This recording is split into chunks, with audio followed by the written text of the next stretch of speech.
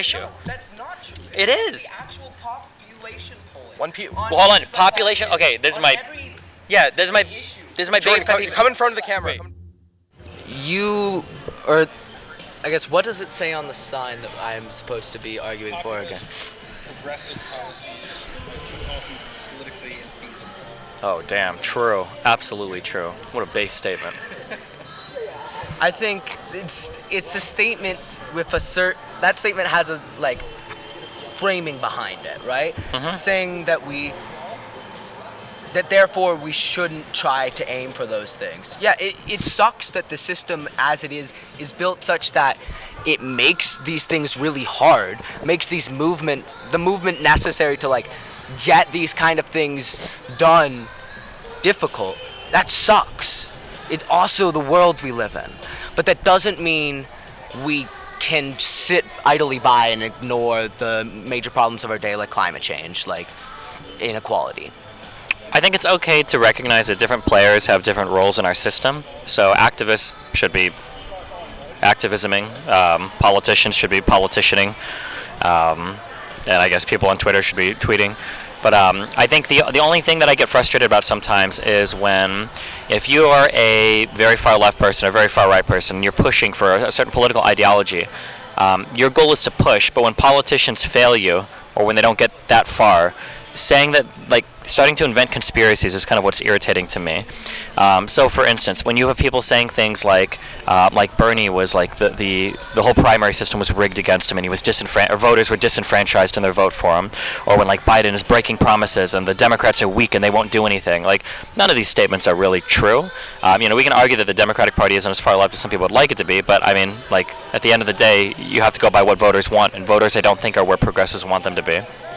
I think it's okay to criticize the system by which that process happens, right?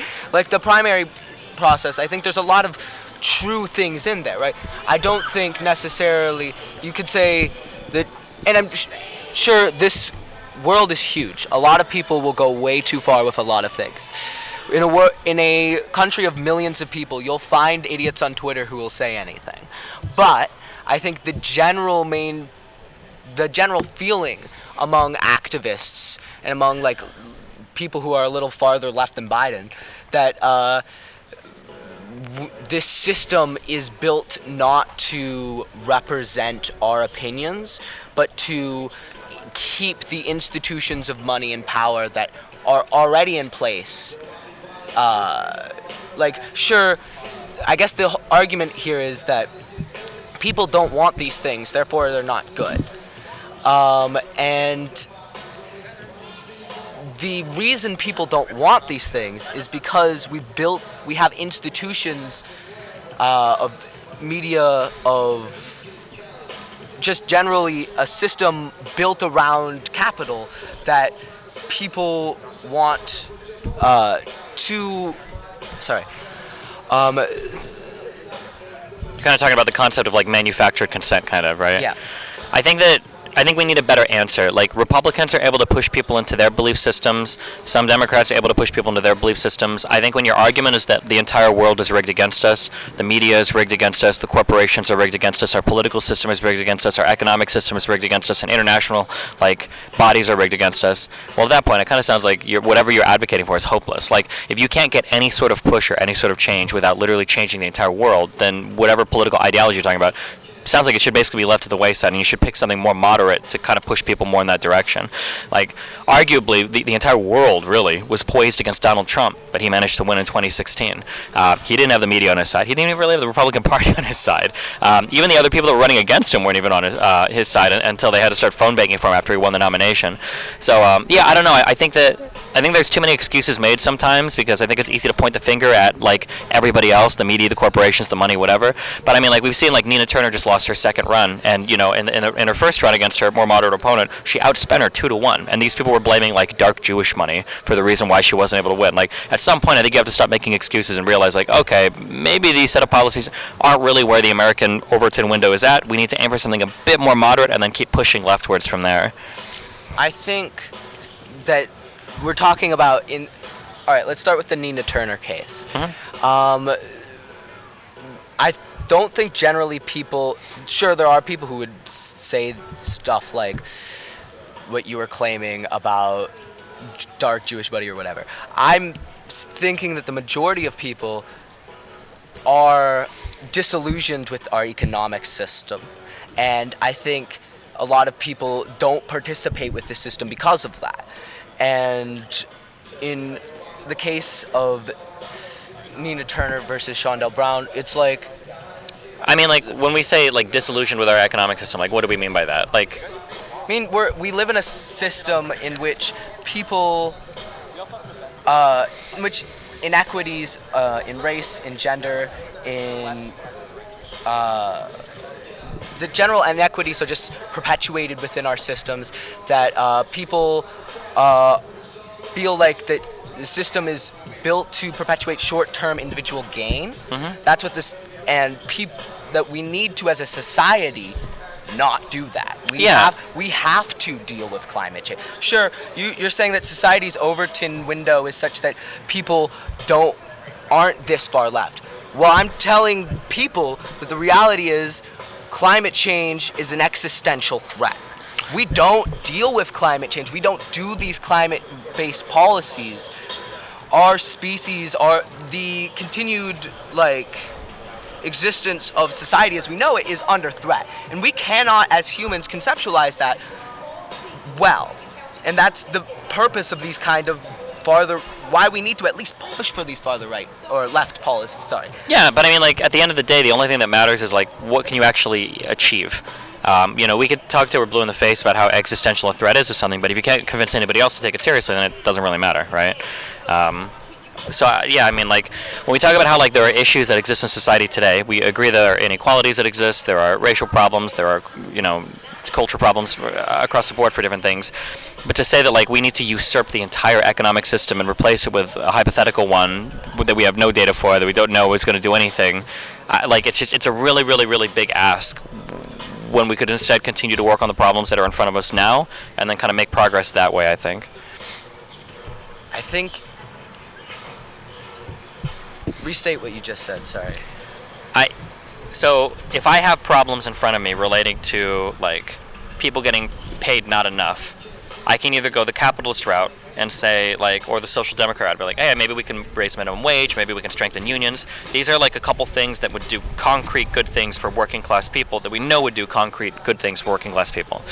But the farther left thing is, well, no, we have to tear it all down and be socialist, or, like, workers need to own the companies. I don't think anyone actually is claiming that. I think the farther left isn't that. The farther left is exactly what you're claiming we should do, which is unions, which is $15 minimum wage. That's what the Green New Deal is. The Green New Deal is advocating for a set of policies around this aim. That vision is the thing that we need to work towards, even if right now it is unpopular or isn't where people, just because people don't believe in this thing yet, doesn't mean we can ignore climate change as, like, an issue. Because climate change is such an important problem that we have to do everything that we possibly can. Yeah, sure, but again, remember that, like, how important the problem actually is isn't really relevant. The relevant thing is how important can you convince people it is. And until you're able to do that, no matter how important the problem is, nobody's going to do anything about it, right? But the only way you convince people of how important the problem is by talking to them about how important the problem is. I'm 33. I've heard since I was a kid that in, like, 10 years, the ice caps are going to be melted and all the polar bears would be dead. And it hasn't happened yet, right? So it seems like we're doing a really bad job at convincing people, like, hey, this is a really important problem, whether it's because people are too hyperbolic, or whether it's because people are sometimes reluctant to lay out, like, real, achievable, measurable solutions towards the problems. Internationally, we have a big trouble with this because it's hard to get people like India and China on board as developing countries. They won't adhere to the same climate protocols that, other countries are supposed to. On a domestic level, it's hard because we're asking people to, either pay more for energy, or we're threatening the jobs of, like, union jobs at, like, fossil fuel plants. And then when we look to see, like, who's actually, like, leading the way in terms of making progress here, it seems to be companies like technology companies that are innovating on, like, solar energy or electric cars or whatever. I don't see the big success from, like, very far left people, like, demonizing everybody and saying that, like, everything is horrible. You guys need to do like these dramatic policy shifts right now. I don't know, it just seems to be so ineffectual. I don't see much progress being made in that arena, I guess. I think the only way you get people to realize how important these things are is by telling them how important they are. The claim that, and I'm sorry, but just because. Can you say the last thing you said again? Like when we look to see who's actually making progress in these areas, it seems to be like private companies that are doing like solar panel innovation, like tech companies that are working on like electric cars. Like those seem to be the big pushes that need support, that are doing a good job at actually like addressing these issues, rather than just screaming at the public to do something. It seems like the system in place won't, with the incentives in place, will lead to humanity not being able to deal with this problem. The fact that companies are doing these things are important, but it's clear that those companies alone cannot properly incentivize the work into these things that we need, and like the research that needs to be done into these things, because those goals of those companies are fundamentally to make a profit and are focused on these short-term aims rather than the long-term goal that we need to all be focused on, which is saving our planet from like destruction. Yeah, which is, I think this is where you use the government to kind of incentivize that behavior. So whether we're talking about like carbon taxes or I think cap and trade, one of these economists like, one of them they don't. But like, yeah, the government intervenes in the market. They provide more long-term incentives for companies to produce and research this type of technology. I mean, I see that working alongside the market and then working in our current structure seems to be a pretty effective way at like making progress addressing this issue. But that's clearly not happening quick enough. That is happening. Well, how do we know that? now. It's happening really quick. We're getting a lot of solar energy rolled out in the United States at a really positive way. Electric cars. But at the rate of like increase that we are now, we won't deal with this problem if we every ton of CO2 that's emitted is a massive problem for us as a species, and we can't like process that. But we can't, with just these pure market-based incentives alone, we can't possibly have these companies that our goals are fundamentally to make profit incentivize the planet enough, right? Yeah, but then what's the alternative? The alternative is having government-funded initiatives. Yeah, but we don't have the support for that, so. Therefore, we shouldn't do it? No, Well, we therefore can't- yeah, need no, to well, drum up we the can't. support for that, and that's why everyone watching, you need to support this thing. We need to all work together to make this thing a reality. Because it might not happen today, and it won't. Like, these movements take a lot of time. If we look at the civil rights movement, we look at like these kind of social justice movements, they take a lot of time. The thing that Bernie Sanders started in 2016 is going to take some time to, and that ultimately has been done and is part of a movement that has been happening in the Democratic Party for a while. That like populist left movement is going to take a while to set hold, but it needs to, because the values that it is upholding and the things that it is supporting are fundamentally things that we need to do. And the claim is that just because people don't support it, the idea that people don't support it, therefore we shouldn't do this thing, that seems stupid. That Well, we can only do it with the people's support because we live in a democratic government, right? That's the whole point. So the goal is you have to drum up enough support for your thing to have it democratically passed. So we can look, the country's split pretty evenly right now between Democrats and Republicans. We know the Republicans are never getting on board with like a federal jobs guarantee and like the super green employees own stuff, and that's how we're going to move forward. Independents, probably not as much. And then even the whole Democratic Party isn't aligned on it. I just don't see a successful path forward there other than, to feel good at demonstrations. If you look at some of the people that have gotten into Congress, like look at AOC, like even she's moderated how she's working as a lawmaker quite a bit. She's not as extreme as she was when she was first elected. I don't know. I think that it's probably better to push for realistic solutions within our framework rather than to say, like, if climate change is as pressing a matter as it is now, how can we simultaneously say that the planet is going to be, an inferno? Find what is and isn't realistic.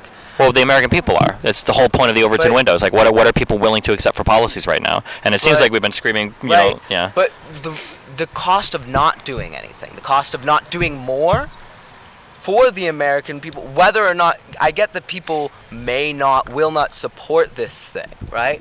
And that's a problem. And we need more people to support the farther left positions. But the claim that because people aren't willing to, that we should settle for less.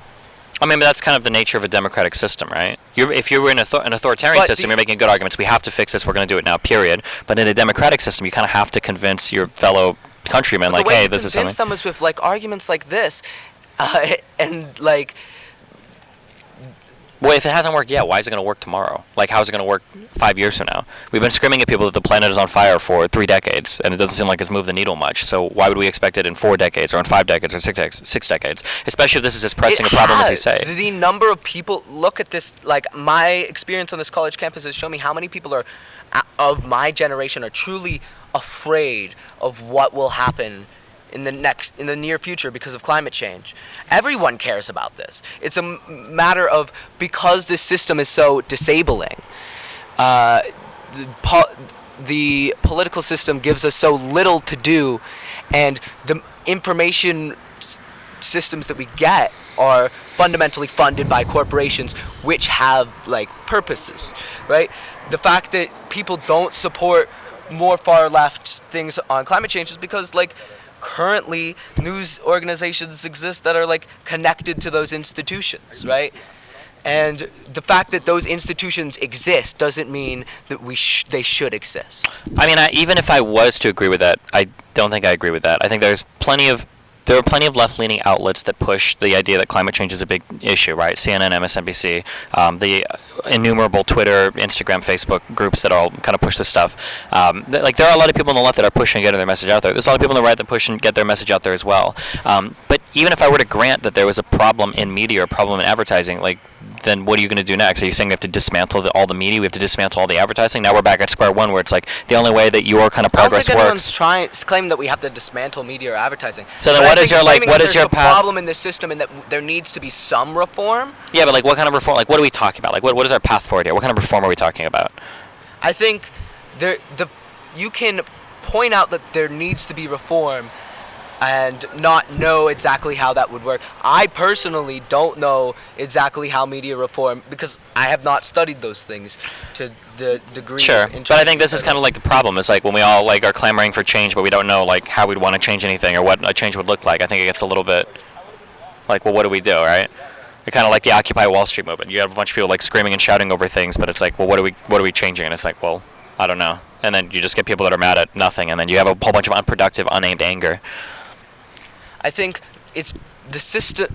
To say that happens is like, sure, yes, there is a lot of anger at the system, but that leads to people being unproductive instead of doing the important activism that is necessary to change the system. But the only way we change the system is by changing the system. Sure, but like, again, my question then would be like, what do you want to change?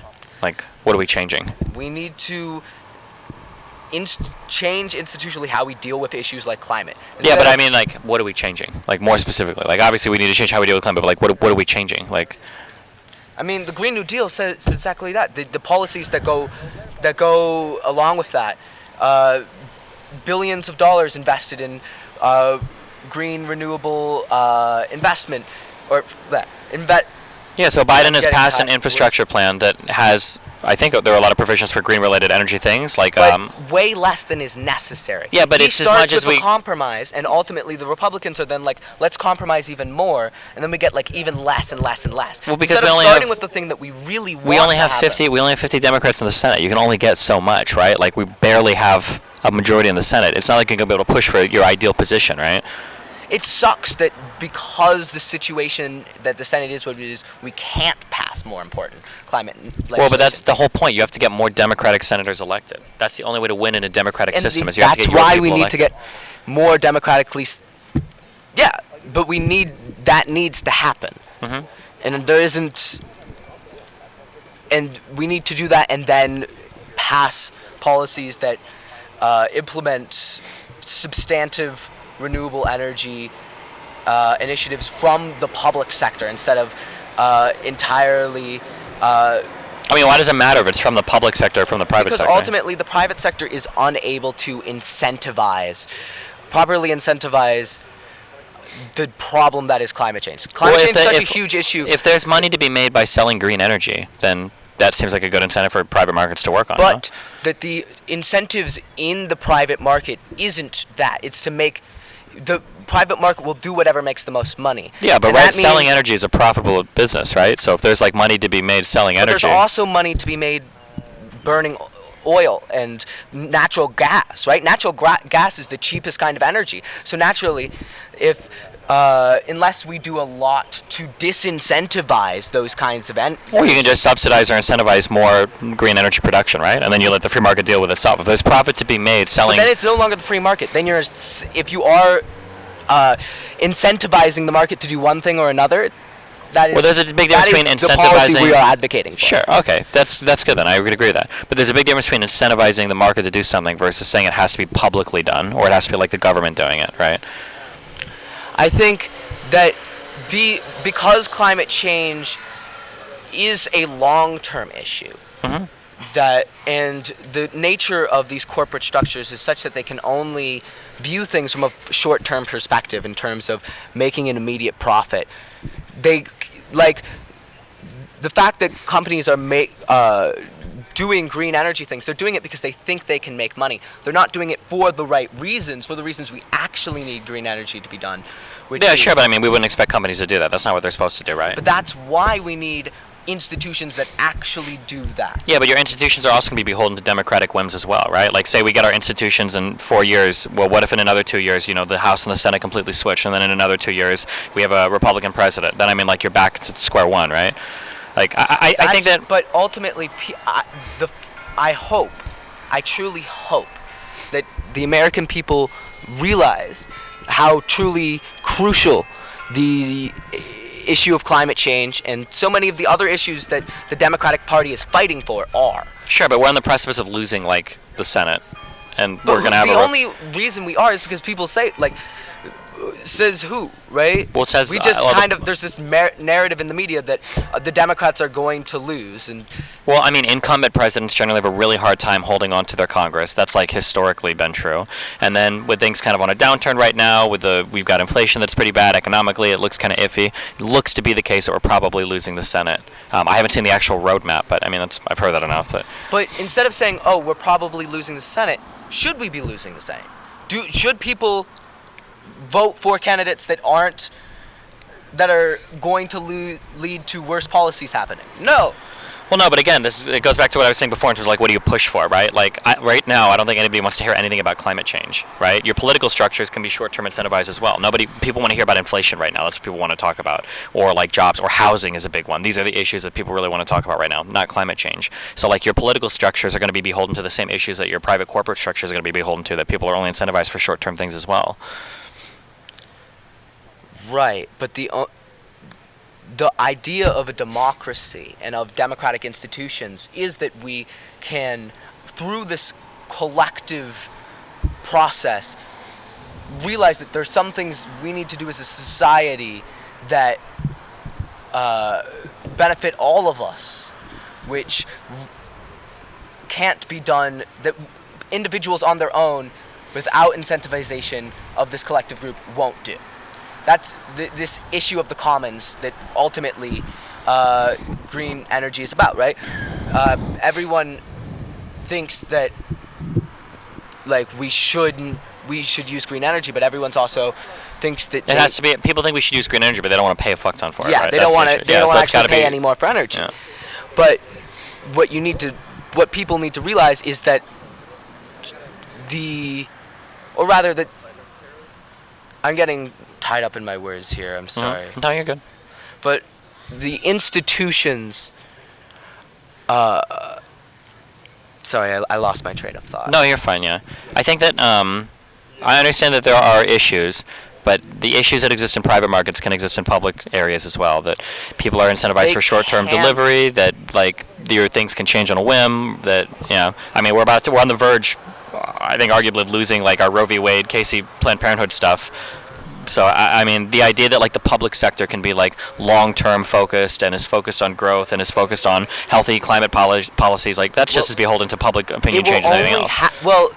as time goes on, we're going to have to, because climate change is going to become worse and worse. Yeah, I understand you keep saying that, but the issue, we're not talking about what we have to do. I'm talking about, like, how do we do it? That's the issue. Yes. This is, like, progressives will talk until they're blue in the face, like, we have to do this, we have to do this. Like, okay, well, how? What's the plan? What's the roadmap? Because if you don't have one, it doesn't matter. By advocating for these policies. Yeah, but we've been advocating for it, but nothing's happened.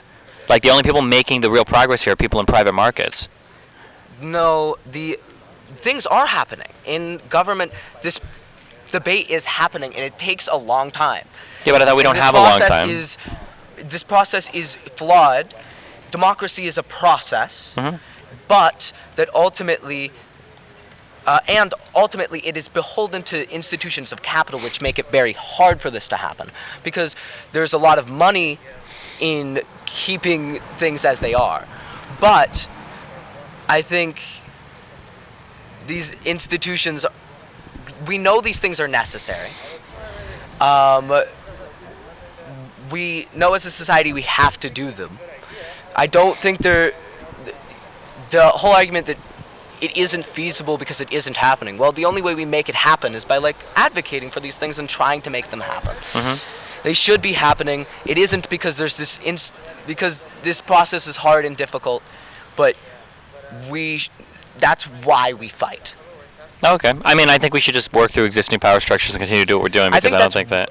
is what we're, like, you can't, no one's advocating for, or I'm not advocating for getting rid of democracy. That, I think you have to work within the power structure of democracy. I think the whole democratic socialist movement and, like, the whole Bernie movement is, yes, we have to work within these institutions, but these institutions are fundamentally corrupt, and we need to change them. Sure, I mean, we can keep trying, yeah, but... And the only way we change them is by convincing people that they need to be changed and overcoming the influence of greed that is inherent in human nature and that is incentivized by a system that perpetuates that. Okay, yeah. I mean, as long as there's, like, a way to do it, just that roadmap, like, saying what we need to do, we have to know how we're going to do it. The Green New Deal is that roadmap. Yeah, but the Green New Deal has no support in the House. So you're saying that we need a roadmap, and I'm saying here's the roadmap, and you're But saying the that roadmap is doesn't already have support. dead. Yeah, there's and no... I'm saying that people should support it, and that it isn't supported because the systems of capital are such that people... But if we're just blaming the system of capital. That's not going to change anytime soon. We're not leaving capitalism. But the only way we get support for these things in the House is if we all agree that these things need to happen, and we call our Congress people and we say, hey, the Green New Deal is important. This is something we need to have happen as a society. Yeah, but I don't think that's going to... I don't think that you have enough people to make those calls. That's the whole issue. Like, not enough people actually believe that. But if this is the correct belief, why don't people believe it? Well, this is the problem. This is always the issue with progressives. You guys always think that, like, my belief is the correct belief. It might not be, and not everybody agrees. And if they don't agree that it's the correct belief, then, I mean, what are you going to do? You don't have democratic obviously support everyone for it. has different beliefs, but, like, it's pretty clear that climate change is an issue. And you can deny that climate change is an issue, but climate change is going to happen anyway. Yeah, I understand that. We're kind of looping back around. But again, it's not about what's going to happen. It's about what can you drum up support for, and what is your roadmap to get support, and what do you want to change? Like, those are the hard questions. The Green New Deal and the progressive movement within the House and Senate is that movement, is that roadmap. It doesn't happen I don't think today. progressives are doing that hot. It only happens, like, we will take what we can get, first of all. If the Biden administration is able to pass climate policies, it's great. But we need more than that, right? Sure. So, that the fact that it is infeasible sucks. It truly does. But that doesn't mean we shouldn't stop caring and that we can't. Yeah, I'm not saying we should stop caring. We should keep. Yeah, we should keep caring. We don't do the work to try and change these institutions. Yeah, I mean, we should care, we should try, but I think having a realistic roadmap is important, so we know where we're trying to make progress at and what progress we're trying to make, rather than always having an end goal in mind. But there is that roadmap. The roadmap is the Green New Deal. The Green New Deal is super dead. It has no support. That's never happening. That's not the way forward, right? It is, and that movement is, and it will happen. First of all, how do we know it'll happen, though? Progressives are losing in elections like all across. The majority of people support the Green New Deal. I don't even think that's true. I'm almost positive that's not true. With the federal jobs guarantee attached to it, I don't think so. I don't think so. If people supported it, why does it have no support in Congress? Because the Congress is gerrymandered and has institutions, is a institution that's fundamentally corrupted by money. The people who are in Congress is not a perfect representation of the people's opinions. Not a That's perfect why. It's not representation, but it even would have close. more than a few It votes is in the House skewed if there was. and fundamentally meant to be skewed towards the interests of greed and of capital. And the greed and capital is not changing things on climate. I think we have democratic institutions that represent the voters that vote for them, and the idea that the Green New Deal can somehow get more support through different gerrymandering, like No, gerrymandering. I get what you're saying. like again, it's always this grand conspiracy. It's like when Donald Trump points to the deep state as making it say. It's just reality. Well, it is. Well, when we talk about how like we can't change anything because it's all gerrymandered and capitalism and the government is rigged, No, and it's we like, well, are there's nothing. changing things. But that's what I'm saying. We're not. There is no support. There is an institution that we need to get past. The Green there are New- these things that we are going to have to get past to change this thing. But the Green New Deal is not it. That's not the as an thing. issue to say that there isn't this institutional roadmap block in between us getting to this goal isn't pragmatic. The pragmatic thing to do is to say, look, gerrymandering is an institution, and it is going to make this hard. And the only way we surpass I think that when it comes to is through actively avowing for these positions by getting support among groups of people and doing grassroots political activism. Sure. If we want to do grassroots political activism, that's fine. I don't have any opposition to that. The Green New Deal is not happening. It won't happen. It's the deadest dead thing that's ever been dead in all of Congress for. That there's no way that it's going to support. But then also, like, if you want to talk about specific But there's a issues, different question between it will or won't happen and it should or shouldn't. Well, no, that's the only question: is will it or not should or shouldn't? Because should is a perspective that's not shared by everybody in the United States. That's the issue, right? Republicans would say we should never do anything related to the Green New Deal. Independents are wishy-washy on it, and Democrats are kind of in favor of it, kind of. The idea is, what can we do at the end of the day to convince more people to join us in this type of mission? That's the important thing, not the end goal. If you want to talk about more specifically gerrymandering, there are interesting questions to talk about in relation to gerrymandering. Gerrymandering is a very, very, very complicated topic, though. Like, if you draw fair districts that represent what a real district would look like on a map, that's always going to favor conservatives because liberals just tend to live in way more concentrated areas. So the only type of fair district you can draw is always going to look like some weird gerrymandered thing. That's just the reality of drawing districts on maps when you've got some populations that live like really close to each other. Absolutely correct, but that it's not like we have a very fair system in which people are choosing to make these districts based off of which is the most fair. The people who are choosing these things are politicians deciding what their districts are so that they can set up the institutions of power to maintain their own power. Sure, yeah, and I mean, this is something that every state will fight over, how do you draw your districts, and it's an ongoing fight. But I'm just saying the answer for, like, what is fair gerrymandering that's a complicated issue. That's a complicated issue. Like drawing a fair district is very difficult. But Because if you drew an issue, right? Sure, Yeah, I'm not saying it's not an issue, but I'm saying this is not the solution to your problems. Because if we drew fair, real districts, what districts should look like on a map, Republicans would dominate. There's no one solution. Yeah, but Hold on. This is always the issue. And we have to deal with all of them. We can't. That doesn't mean anything. This is always the issue with progressives. You can't just say, like, we have to deal with every issue at once, or else we can't do anything. There has to be some, like, this is something that we can start to do. This is a piece of legislation we can work on. This is the thing that we can start moving forward. Well, that we can get popular support for. We have to advocate for all of these things getting done. Which I think an activist can do. Activists are there to advocate for things. That's fine. And then if the institutions of power limit us, that sucks. And we. Yeah, but again, what are you going to do? That's coming to reality. That sucks. Doesn't mean those things shouldn't be the case. Sure, but again, should or We're shouldn't. going in circles. Yeah, we are. Yeah. Sorry. What do you want to do, Jeff? Does anyone else want to take a shot? Yeah, I could. I mean, sure.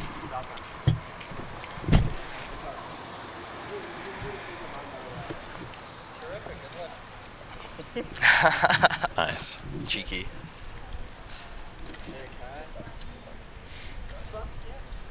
What's up? How you doing? Pretty good. To preface this, I don't know that I necessarily do disagree with you, but Well, that's good. content is content. Okay. All right.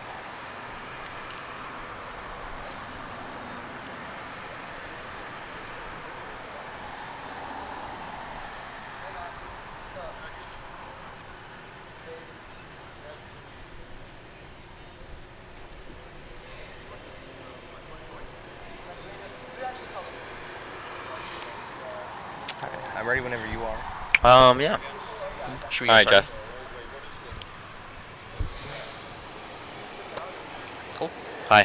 What's Hi. up? So, when your proposition is that progressive policies are often too politically infeasible. Yeah, people are like progressives push so far left, and it's way out of like where the American Overton window is right now. They don't have support for their policies, and then they're constantly shitting on and attacking Democrats for not going as far left as they'd want when it's just politically untenable. Okay. Well, what do you think like defines the Overton window in this country? What do you mean by that? Like, what sort of main factors influence the Overton window? Probably literally everything, I would imagine. If the Overton window is a set of beliefs that the American people find palatable at any point in time, it's probably influenced by culture, so things like TV shows, movies, Hollywood. It's probably influenced by media, talk radio, TV, print, even still. Right. And it's probably influenced by government, things that our politicians say, whatever. And then it's probably influenced by your community, your people around you, like things that you experience. Like, I'm sure it's a very complicated set of affairs that defines like your Overton window. Yeah. Right. So regarding the government, I'd argue that the Democrat push for bipartisanship and the importance that they place on that is like far more detrimental to like actually passing legislation that we need to than it is progressives, arguing for stuff like the Green New Deal. Sure, but if you have 50 votes in the Senate, how do you push for anything but bipartisanship? The issue isn't necessarily bipartisanship. The issue is progressives bending over and Democrats bending over backwards to accommodate Republicans instead of forming a unified front to sort of like fight for things like the Green New Deal. Yeah, but a unified front has 50 votes in the Senate. And you're not going to get all 50 Democrats on board with it. So now you're already starting out, like, you need bipartisanship to do anything, no? Right, yeah. So I'm not arguing against bipartisanship in concept, I guess. I'd be arguing against how it's currently, like, this idea of, I'd be arguing against how this idea of bipartisanship is sort of manifested in our country today, where... Wait, what? Okay. What does accelerate the process mean? I don't know what that means. Yeah, that guy's... Why didn't you get him to come talk? Why am I the one who's a part of this? You should have. Well, no, now they're gone. It's too late, Jeff. You missed your opportunity. Ryan! Oh, do you know who he Come is? debate him! What the fuck does that mean? Look it up? Nice. Jeff, you should debate him. What's up, guys? Does anybody want to debate? Huh?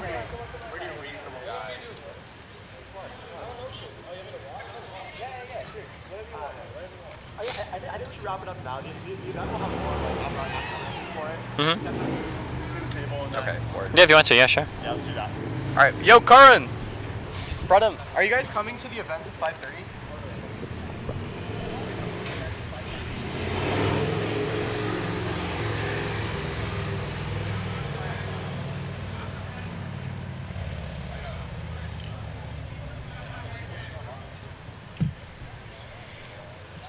So, okay. Are you hungry?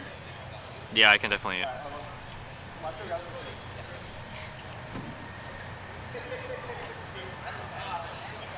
I felt it coming, Destiny. I would have destroyed you given another 5 minutes. Maybe, yeah.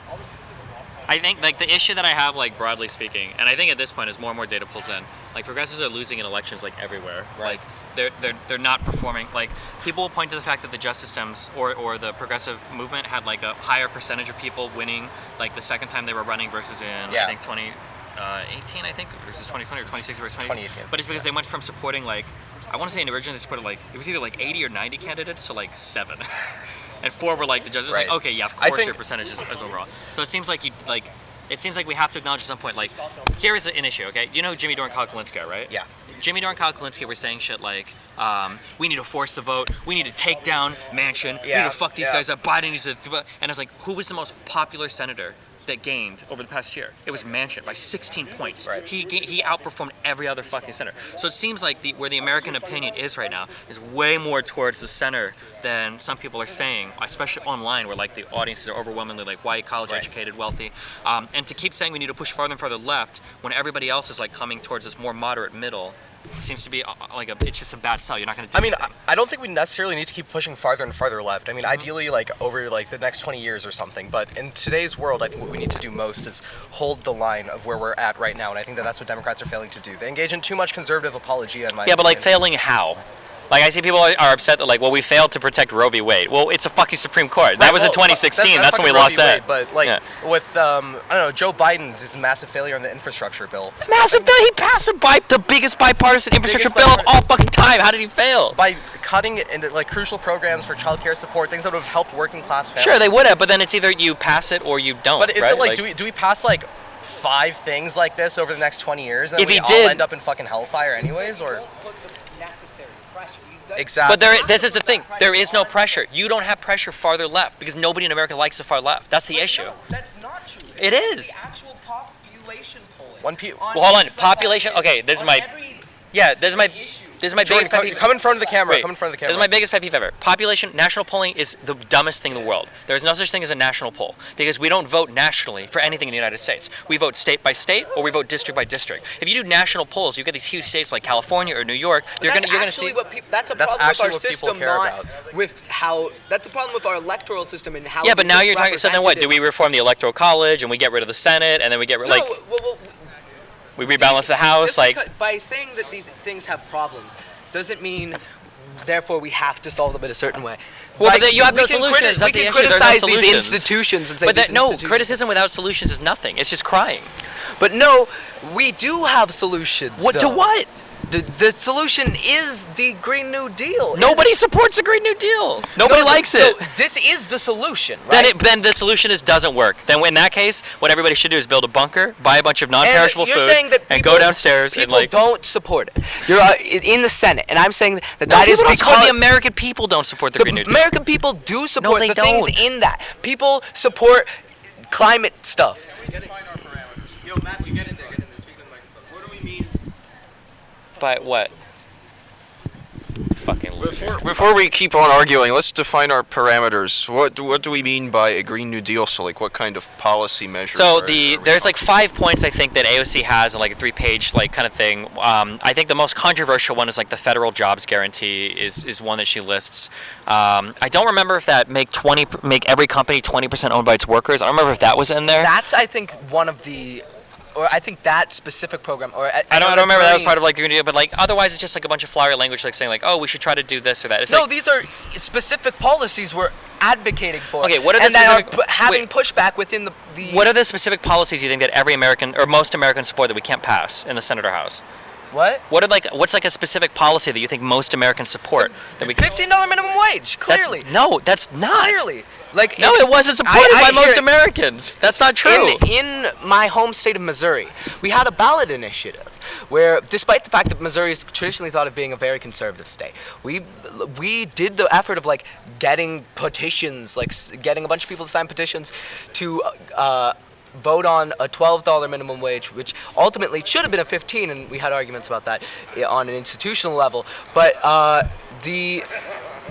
that passed by 60%. Yes, which I think a $12 an hour minimum wage, I think that is some. Even Manchin said he would have supported that federally. But 15 was too high. That's the point. But 15 is what's necessary. That's not even that's true. That's a living wage. No, Anything first less of all, than that isn't a living. 15 isn't even a living wage in some Isn't a places. living wage in depending many on where you're at. So, But so why? And sure, you're saying that we should have done 12. But the only way we were able to get 15 was through these specific policies. That we didn't came. get 15 though. Because people like Manchin blocked it. But he would have supported 12. So now we have nothing. Now we have what is it? What is a minimum? It's not 725 still. What is it? It is. Is it really? It is Federal is fully still 725? 725. Damn. But So now we have 725 instead people of- like Manchin won't change because they're. But he would have paid. supported 12. He says that until 12 comes up. I don't think you could just say you would support something and then when it comes up you just don't support it. That's going to damage his. Happens all the time. That's the entire issue with like presidential like elections in this country, with Senate elections in this country. People aren't following through on the promises. No, that they made. hold on. There's a difference between saying you would commit to a position and then you change that position versus like making promises. Well, let's look at where the pressure is coming from. Wait, just real quick. I just want to real quick talk about this because people don't understand this. Whenever you're a president or senator, you talk about a whole bunch of pet projects or issues that you would want to deal with, which I can empathize with. I can understand. Biden talked about immigration a lot when he was running. That was a big issue at the time. But the problem is that you can only work on the things that you have the political will to work on. Exactly. Right now, nobody nobody in the United States gives a fuck about immigration. You can't do any. So whatever promise you made about it, it has to go on the back burner because that's not an issue that you could sacrifice political capital on. Right? People care about the economy. They care about inflation right now, and they care about like housing prices. These are the big things that people care about. So whatever promise you made regarding this, it's not that he's breaking his promise or he doesn't like he's going back when he's changing his position. That's just he doesn't have the political capital to actually work on those projects. Exactly. Okay, So that's my point exactly. So once Manchin, we go down. Okay, we're at a $12 minimum wage. You think that the pressure on Manchin from the conservative side, like that he needs to listen to, being from fucking West Virginia, do you think that that's gonna let up any less than when he goes to $12? Like if we were on the way to 15 an hour, and the fact that we could even have that conversation federally was cool. We were on the way to 15 an hour. Then there's even more support for 12. There must be, right? Necessarily, if we think of like a shifting demand curve, right? I don't there's think so. probably more support. I don't think that's how we think about minimum wage. I think it's either you're on one end of the spectrum where you think that okay, $15 minimum wage is important, or you're on the other end of the spectrum where you're like, why the fuck are all of these like working class people complaining so much? Life is so great over here. I think 12 would have had more support. Maybe not. It's like hard maybe to run an extra twice, like percent, but I can't imagine like somebody thinking like, oh man, 15 sounds like too much, but 12 that sure sounds fine. Like I mean, that's just 15 is a lot. That's just depending not on where you're how at. people think about 15 is these over issues. twice the minimum Maybe, wage but right that's- now. you could say the same thing about 12. Oh my God, 12 is like 12 is not almost even twice. almost twice. 12, Almost no, twice. it's a- 12 is feels like a $5 much more better than the number. minimum wage Yeah, right $5, now. but not double. This is not how people think about these issues. I People don't know, think man. about it like, oh, my threshold is like 11.50, If we were to dig maybe into, 12. I don't have it in front of me, but if we were to dig into, I don't have the Crowder book, but I'm willing to bet that if we were to dig into polling data on how many people support 15 and how many people support 12, I'm willing to bet it was several points higher for 12 than 15. Because I think 15 is a really high wage for a lot of rural areas. You're going to lose a lot of Republicans on that. 15 for places like Nebraska, Oklahoma, Iowa, Missouri, like. I'm gonna look at you kind of crazy. But if you look and at even the, that guy if you look at said the arguments, that they like, got Republicans aren't saying, okay, it's not 15. Like we'll be okay with 11. That's not what fuck Republicans are Republicans. We're not talking to Republicans. We're talking to Democrats, right? If we can get 50 Democrats on board with it, then we can start looking to Republicans. But if we can't even get our own party on board with it, you're fucked, right? And that guy from earlier said that like Missouri was able to pass 12. Is that true? Did Missouri get $12 an hour minimum wage? So if so, it seems like there is support at varying levels for different levels of minimum wage than others, right? And actually, this is probably even more empirically true because how many states even have that use the federal minimum wage? I think I want to say it's mostly counties and stuff like that. I think the majority of states. I think the majority of states have higher minimum wages than the federal set minimum wage. Over 25 do. I think. I could be wrong. I'd imagine. Yeah. I mean, there's not a lot of Americans who are actually working for $7.25 an hour. Sure, it's it's like like rural 3%. I guess it's really low. But people are working for like $7.40 an hour. Or $7. What I'm saying is, I think we need to understand how people on both sides of the aisle approach this issue. Of course, I agree. So, conservatives and even like some conservative-leaning Democrats, the way that they approach this issue is, oh, why are we setting a federal minimum wage? Why are we not leaving it up to states? Like, I think 15 being too much is potentially one of their last talking points when you come to this. Because when it gets down to it, nobody really wants to argue like 12 versus 15, 13 versus 15. Okay. Okay. We can continue this if you want to at the actual event itself, if you're curious. Sounds Yeah, good. we'll Okay, see. cool. Let me grab something to eat. Saved by the bell. You want to do talk about it? Let's just,